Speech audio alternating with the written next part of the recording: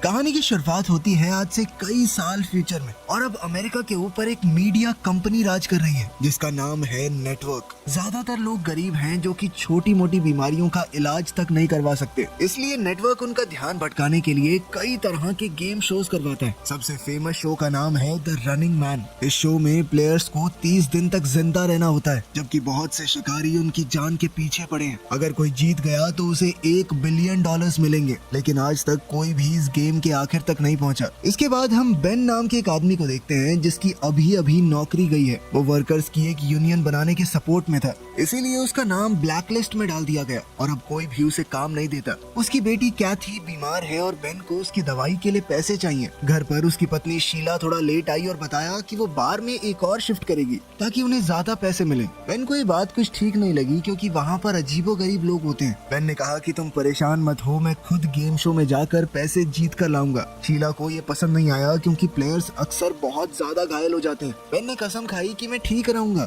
सबसे कम खतरे वाला शो चुनूंगा मैं। अब बेन अपने गरीबों वाले इलाके से निकलकर अमीर लोगों के एरिया की फेंस तक आ गया। उसने गार्ड्स को बताया कि मैं नेटवर्क के एक शो के लिए आया हूँ, तो उन्होंने उसे अंदर जाने दिया। स्टेशन पर गरीब लोगों की लंबी लाइन थी जो सिलेक्ट होने आए थे। अचानक एक बूढ़ा आदमी बहुत बीमार महसूस करने लगा, लेकिन फिर भी पैसों के चक्कर में बेचारा बोलता रहा कि मैं खेल सकता हूँ। आखिर में जब वो गिर ही गया तो बेन ने उसे पकड़ा और मदद के लिए चिल्लाया। गार्ड्स ने बेन को डांटा, कहा कि लाइन से बाहर क्यों गए, और उसे पीट कर वापस भेज दिया। फ्रंट डेस्क पर बेन को पता चला कि उसकी फाइल पर वार्निंग लगी हुई है, बात ना मानने की वजह से। अब गुस्से में उसने स्क्रीन पर मुक्का मार दिया। फिर वहाँ से उसे एक ब्रेसलेट देकर एलिवेटर 6 की तरफ भेज दिया गया। वहाँ उसकी मुलाकात टिम और जेनी से हुई जो उससे दोस्ती करना चाहते थे। सबको यूनिफॉर्म दी गई और फिजिकल टेस्ट हुए, जैसे सीवर में चढ़ना, भागना। बेन ने इस टेस्ट में टिम की काफी मदद की। ब्रेक के दौरान एक गार्ड बेन को सजा देने आया, लेकिन बेन ने बिना डरे उसका हमला रोक दिया। बाद में कई तरह के और भी टेस्ट हुए। बेन के हर एक जवाब में काफी एटीट्यूड दिख रहा था। साइकोलॉजिस्ट ने कहा कि बेन सबसे ज्यादा गुस्से वाला प्लेयर है। जो लोग फाइनल राउंड तक गए उनको रंग बिरंगे जंप सूट मिले। बेन, टिम और जेनी को एक रेड जंप सूट मिला जिसके पीछे टारगेट बना हुआ है, मतलब कि उन्हें रनिंग मैन शो के लिए चुना गया है। इसके बाद बेन प्रोड्यूसर डैन से मिला और कहा कि वो कोई और गेम करना चाहता है। डैन ने उसे $1000 का बोनस दिया ताकि वो अपना मन बदले और कहा कि बाकी शोज में ज्यादा पैसा नहीं मिलता, रनिंग मैन में हर दिन जिंदा रहने पर पैसे मिलते हैं। वैसे भी तुम्हारा नाम ब्लैक लिस्ट में है तो तुम्हें नौकरी तो मिलेगी नहीं। अपने परिवार के बारे में सोचकर बेन ने कॉन्ट्रैक्ट साइन कर दिया। फिर बेन की मुलाकात फैमिली अलायंस के एजेंट से हुई। कॉन्ट्रैक्ट के हिसाब से नेटवर्क बेन के परिवार को सिक्योरिटी देगा। उन्हें सेफ हाउस में ले जाया गया और नकली नाम दिए गए। बेन गेम शुरू करने से पहले अपने परिवार से मिलना चाहता था, लेकिन उसे सिर्फ एक कॉल की ही परमिशन मिली। बेन ने शीला को कॉल की और कहा कि मैं रनिंग मैन शो कर रहा हूँ, चिंता मत करो, जीत कर आऊंगा। रात को बेन को जबरदस्ती एक लग्जरी रूम में रखा गया। एजेंट उसके लिए शीला का दिया हुआ एक एनवेलोप लेकर आया जिसके अंदर एक फैमिली फोटो और उसकी बेटी कैथी का एक छोटा सा मोजा था, उसकी अच्छी किस्मत के लिए। अगली सुबह बेन को एक रनिंग बैंड दिया गया। इस ब्रेसलेट में उसका बचा हुआ टाइम और कमाया हुआ पैसा दिख रहा था। शो शुरू हुआ और होस्ट बॉबी ने बेन को स्टेज पर बुलाया। बॉबी ने भीड़ के सामने झूठ कह दिया कि बेन पहले डिफेंस सिक्योरिटी में काम करता था और देश के सीक्रेट्स बेचता हुआ पकड़ा गया। स्क्रीन पर एआई से बनाई हुई एक वीडियो भी चलाई गई। बेन ने इस सब के लिए मना किया, लेकिन बॉबी ने उसकी एक ना सुनी। बाकी दुनिया को लगता था कि रनिंग मैन क्रिमिनल्स को सजा देने का एक तरीका है। वो ये नहीं जानते थे कि प्लेयर्स बेचारे मजबूर लोग हैं, अपने परिवार के लिए अपनी जान खतरे में डाल रहे हैं। आम लोगों को भी पैसा मिलता है अगर वो प्लेयर्स की लोकेशन बताएं। जब बॉबी ने बेन से उसके आखिरी शब्द पूछे तो बेन ने बॉबी और ऑडियंस दोनों की बेइज्जती की और कहा कि मैं जिंदा रहूंगा और इस बिल्डिंग को जला दूंगा। तभी प्लेयर्स को इंट्रोड्यूस करने के बाद बॉबी ने रूल्स बताए। सबको $1000 का एडवांस मिला और 12 घंटे का हेड स्टार्ट दिया गया, यानी 12 घंटे तक वो जहाँ जाकर छुपना चाहें छुप सकते हैं। कोई उनका शिकार करने नहीं आएगा। 5 शिकारियों को अगले दिन भेजा जाएगा। सभी प्लेयर्स को रोज कम से कम 10 मिनट का वीडियो रिकॉर्ड करना है और फिर उस टेप को आधी रात से पहले डब्बे में डालना होगा। अगर टेप नहीं डाली तो पैसे बंद हो जाएंगे, लेकिन उनका शिकार चालू रहेगा। फिर तीनों प्लेयर्स को अलग अलग एलिवेटर से एक अंधेरे कमरे में भेजा गया। वहाँ बेन को कैमरा, थोड़े पैसे और नॉर्मल कपड़े मिले। बेन ने कपड़े बदले और बिल्डिंग से बाहर निकल गया। उसने जल्दी से एक टैक्सी ली। ड्राइवर ने उसे पहचान लिया और सेल्फी मांगी। बेन ने ने जब मना किया तो ड्राइवर गुस्सा हो गया। उसने कहा कि लोगों से अच्छा बर्ताव करो वरना तुम्हारी लोकेशन रिपोर्ट कर देंगे, वैसे भी पैसे मिलते हैं उस चीज के। जल्द ही बेन गाड़ी से उतर गया और भागना शुरू किया। आखिर में बेन एक खाली बिल्डिंग में पहुंचा जहां उसका पुराना दोस्त मॉली रहता था, जो ब्लैक मार्केट के लिए चीजें बनाता है। बेन ने उससे 2 फेक आईडी और एक गन मांगी। मॉली इस बात पर बहुत गुस्सा हुआ क्योंकि बेन अभी गेम का हिस्सा है, लोग उसे ढूंढ रहे हैं। क्यों आए हो मेरे पास, मेरे बिजनेस को खतरे में डालना है क्या? थोड़ी बहसबाजी के बाद और कैथी के बारे में सुनकर मॉली ने मदद कर दी। बेन ने अपना हुलिया बदला और उसी तरह की फेक आईडी ले ली। मॉली ने उसका सामान भी सूटकेस में रखा ताकि वो एक बिजनेसमैन लगे। मॉली ने अपने दोस्त को समझाया कि गरीब इलाकों से दूर रहना क्योंकि गरीब लोग पैसों के चक्कर में तेरी रिपोर्ट कर देंगे। ऐसी जगह पर जाइयो जहाँ पे ज्यादा लोग हों। मॉली ने यह भी कहा कि अगर इतनी दिक्कत थी तो बता देता, मैं तुझे अपना असिस्टेंट रख लेता, लेकिन अब अगर तुझे जिंदा रहना है तो गेम जीतनी होगी। सुबह बेन ट्रेन स्टेशन गया। हर जगह तीनों प्लेयर्स के पोस्टर्स लगे हुए थे। बेन ने न्यूयॉर्क का टिकट खरीदा और ट्रेन में चढ़ गया। जैसे ही ब्रेसलेट ने अनाउंस किया कि शिकार शुरू हो चुका है तो ट्रेन चल पड़ी। एक बच्चा बेन से बात करने आया। बेन ने उसे धमका कर भगा दिया, पर बच्चा सिर्फ इतना बताने आया था कि तुम्हारी मूंछ निकल रही है। न्यूयॉर्क में बेन ने एक अच्छा होटल रूम लिया। रिसेप्शनिस्ट ने नोटिस किया कि आईडी फोटो में तो मूंछ है लेकिन बेन के चेहरे पर नहीं। कमरे में बेन अपने असली रूप में आ गया।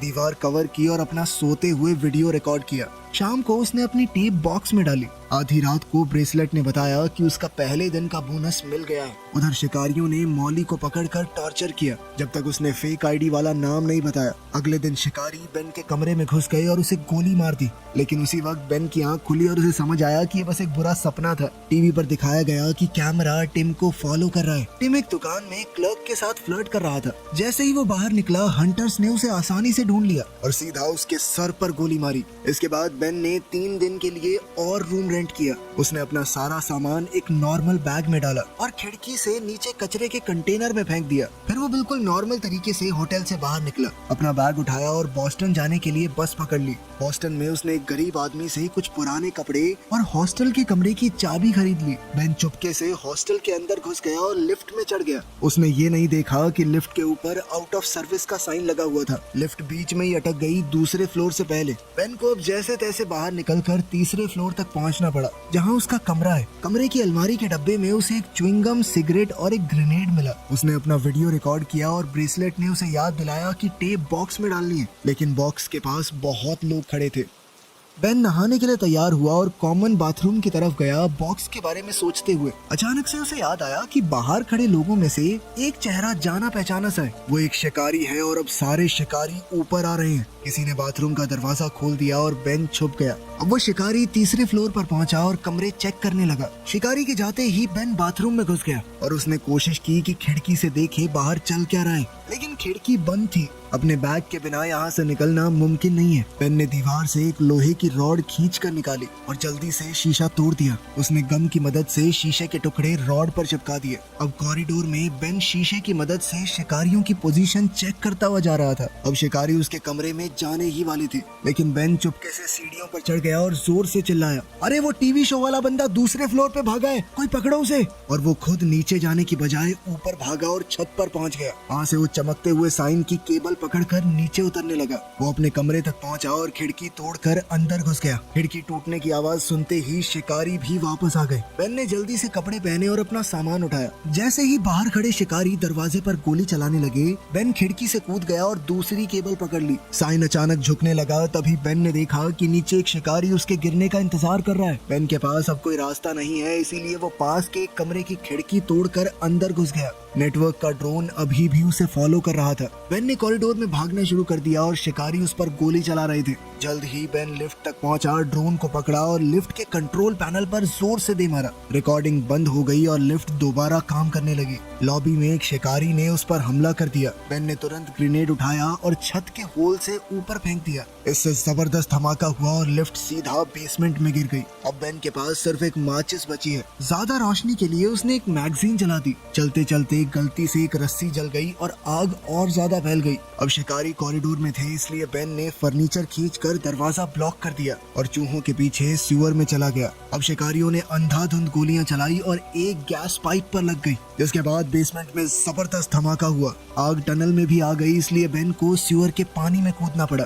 पूरी बिल्डिंग ब्लास्ट में उड़ गई। बेन जब सड़क पर निकला तो उसे स्टेसी नाम का लड़का मिला। बेन ने उसे धमकी दी कि अगर किसी को बताया तो तू बचेगा नहीं, पर स्टेसी ने कहा कि मैं तो तुम्हारी मदद करना चाहता हूँ। बेन ने ब्रेसलेट चेक किया तो उसे पता चला कि ब्लास्ट में बहुत सारे लोग मरे, जिस वजह से उसे पैसा भी बहुत सारा मिला है। थोड़ी देर बाद स्टेसी अपने भाई ब्रैड के साथ वापस आया। ब्रैड बेन को अपने घर ले गया और खाना खिलाया। ब्रैड के घर में भी एक बीमार बच्चा है, पर उसने मदद के बदले पैसे लेने से मना कर दिया क्योंकि वो नेटवर्क के खिलाफ था। उनके पैसे नहीं चाहिए थे उसे। ब्रैड ने बेन को अपना सीक्रेट वीडियो रूम दिखाया, जहाँ वो रनिंग मैन के एपिसोड्स का एनालिसिस रिकॉर्ड करके ऑनलाइन डालता है। जो प्लेयर्स पकड़े जाते हैं वो सब पब्लिक में दिखते हैं, इसीलिए सबसे जरूरी है बिल्कुल छुपे रहना। ब्रैड चाहता है कि बेन उसके साथ छुप कर रहे और आखिरी दिन का प्लान बनाए ताकि वो जीत सके। अगली सुबह बेन को उस इलाके में होने वाली बुरी चीजों के बारे में पता चला, जिनके बारे में सरकार कुछ नहीं कर रही, बस उन्हें छुपा रही है। उससे में बेन ने एक वीडियो बनाई और लोगों को बताया कि सरकार उनके बच्चों को मार रही है। जो सत्ता में बैठे हैं किसी की चिंता नहीं है उनको। बाद में शो के दौरान बॉबी कुछ बच्चों के साथ आया और उसने बताया कि ब्लास्ट में मरने वालों के ये अनाथ बच्चे हैं। उसने बेन की टेप को इस तरह एडिट करके चलाया मानो बेन इन बच्चों का मजाक उड़ा रहा हो। बेन ने समझाने की कोशिश की कि ये सब नकली है, लेकिन ब्रैड की माँ को बहुत गुस्सा आ गया और उसने बेन को घर से निकाल दिया बिना उसकी बात सुने। ब्रैड और स्टेसी फिर भी बेन की मदद करना चाहते हैं। वो उसे गाड़ी की डिग्गी में छुपा कर ले गए। सब कुछ नॉर्मल चल रहा था, लेकिन तभी अचानक से डिग्गी पर गोली लगी क्योंकि 2 बाइक्स उनका पीछा कर रही थी। बेन ने ट्रंक खोलकर एक औजार बाइकर के चेहरे पर फेंका, जो कि वहीं गिर पड़ा। दूसरे बाइकर्स अभी भी गोली चला रहे थे। बेन फिर से ट्रंक में छुप गया और ब्रैड ने गाड़ी रोक दी। बाइकर्स टाइम पर नहीं रुक पाए और गाड़ी से टकरा गए। अब ब्रैड ने गाड़ी चलाकर दोनों को कुचल दिया। इसके बाद ब्रैड ने बेन को शहर के बाहर छोड़ दिया, साथ ही उसे एक बंदूक और अपने दोस्त एल्टॉन का एड्रेस दिया। सफर के बाद बेन अब एक और होटल में छुपा है और उसने टीवी पर अपनी नई टेप देखी। उसे पता है कि नेटवर्क वैसे भी सब कुछ एडिट कर देगा, इसीलिए उसने सिर्फ किताब पढ़ते हुए अपनी वीडियो बनाई। बॉबी ने जेनी की टेप भी दिखाई, जिसमें वो क्लब में पार्टी करती हुई दिखाई दी। अपना भेस बदल कर बेन आज की टेप को बॉक्स में डालने गया, लेकिन वहाँ पर मेल मैन खड़ा था जो उस पर शक करने लगा। उसने बेन के चेहरे के पास आकर बात करने के बहाने वीडियो रिकॉर्ड कर लिया। बेन उस पर झपट पड़ा और हमला कर दिया। फिर टेप जल्दी से बक्से में डालकर बेन भाग गया, लेकिन अभी भी एक गाड़ी उसका पीछा कर रही थी। बेन ने जंगल से भागते हुए फेंस पार की और जल्दी से चलती हुई ट्रेन में चढ़ गया। मेलमैन ने गोली चलाई, लेकिन बेन किसी तरह बच गया। कुछ देर बाद हम बेन को एक लंगड़े आदमी का नाटक करते हुए देखते हैं। वो लंगड़ा कर सड़क पर शो देख रहे लोगों के ग्रुप में खड़ा हो गया। उधर जेनी एक कसीनो में पकड़ी गई। वो कार से भागने वाली थी, लेकिन 2 लोगों ने उसकी गाड़ी में आग लगा दी और वो मर गई। कुछ देर बाद बेन आखिरकार एल्टॉन से मिला। एल्टॉन अपनी माँ के साथ रहता है। उसने बताया कि माँ की दिमागी हालत ठीक नहीं है, इसीलिए उनके ऊपर ज्यादा ध्यान मत देना। एल्टॉन बेन को अपने खुफिया कमरे में ले गया, जहाँ उसने नेटवर्क के खिलाफ पैम्फलेट प्रिंट किए। उसके पापा पुलिस में थे, पर सिस्टम के खिलाफ बोलने पर उनके ही लोगों ने उन्हें मार दिया। तब से एल्टॉन भी एक बागी बन गया। उसने बेन को बताया कि पूरे देश के स्ट्रीट लैंप्स में स्कैनर्स लगे हुए हैं, जो डीएनए के छोटे से छोटे निशान को भी पहचान लेते हैं। इसलिए बेन को जमीन के नीचे छुपना चाहिए। उसके पिता ने कोल्ड वॉर के समय एक बंकर बनाया था, तो एल्टॉन चाहता है कि बेन वहाँ पर छुप जाए और गेम जीत ले। फिर जब तुम जीत कर सुर्खियां बटोरोगे तो अपने साथ हमारा रेबल न्यूज लेटर प्रिंट करना, ताकि लोगों तक हमारी बात पहुंच सके। बेन ने रात खुफिया कमरे में गुजारी और अपनी टेप रिकॉर्ड की। सुबह जब वो टेप डिलीवर करने गया तो एल्टॉन की माँ ने उसे देख लिया। उसने तुरंत बेन को पहचान लिया और रिपोर्ट करने की कोशिश की, लेकिन एल्टॉन ने उन्हें रोक दिया। लेकिन फिर उसे लगा कि ये उसके पिता का बदला लेने का मौका है, इसीलिए उसने खुद पुलिस को इन्फॉर्म कर दिया। थोड़ी देर में पूरे घर को पुलिस ने घेर लिया और हर तरफ दीवारों से गोलियां चलने लगी। माँ पुलिस को बताने की कोशिश कर रही थी कि बेन और एल्टॉन कहाँ हैं, लेकिन एल्टॉन ने अपनी माँ को कमरे में बंद कर दिया और साथ ही उसने अपने सारे ट्रैप्स एक्टिवेट कर दिए। जब पुलिस अंदर घुस गई, एल्टॉन ने फर्श पर पड़े इलेक्ट्रिक वायर्स पर पानी छोड़ दिया, जिससे कुछ पुलिस वालों को बहुत तगड़ा करंट लगा। फिर एल्टॉन और बेन सीक्रेट कमरे की दीवार दीवार तोड़कर भाग गए। जब पुलिस ने उनका पीछा किया तो एल्टॉन के बिछाए हुए जाल की वजह से पुलिस वालों के ऊपर कुछ केमिकल्स फेंक दिए गए और साथ ही आग लग गई। सीढ़ियों पर एक और जाल बिछा हुआ था जिससे लकड़ी टूट गई और पुलिस वाले नीचे गिरने लगे। फिर एल्टॉन बेन को बाथरूम ले गया और दोनों शावर के अंदर लगे हुए पोल से स्लाइड करके नीचे आ गए। अगले कमरे में एल्टॉन ने फर्श पर एक सीक्रेट दरवाजा दिखाया और दोनों जल्दी से एक टनल में नीचे उतरे, लेकिन वहाँ एक शिकारी पहले से मौजूद था और उसने एल्टॉन को चाकू मार दिया। फिर वो बेन पर हमला करने लगा। लड़ाई हुई और बेन के हाथ पर कट लग गया, लेकिन उसने दुश्मन से हथियार छीन लिया। एल्टॉन ने चाकू पकड़कर शिकारी के पैर पर वार किया जिससे वो गिर पड़ा। तब शिकारी को डैन का कॉल आया जो बेन से बात करना चाहता है। बेन ने पूछा कि तुम्हारे पास इतनी टेक्नोलॉजी है तो पूरा शो फेक क्यों नहीं कर देते। डैन ने बताया कि तुझे क्या लगता है, हमने कोशिश नहीं की, लेकिन कंप्यूटर से बने लोग असली लोगों जितने एंटरटेनिंग नहीं होते, उनकी अलग अलग पर्सनैलिटी नहीं होती। फिर डैन ने बेन से कहा कि शिकारी को मार दे ताकि ड्रोन उसे रिकॉर्ड करे और रेटिंग बढ़े। बेन ने इस बात से मना कर दिया और सीधा ड्रोन को ही गोली मार दी।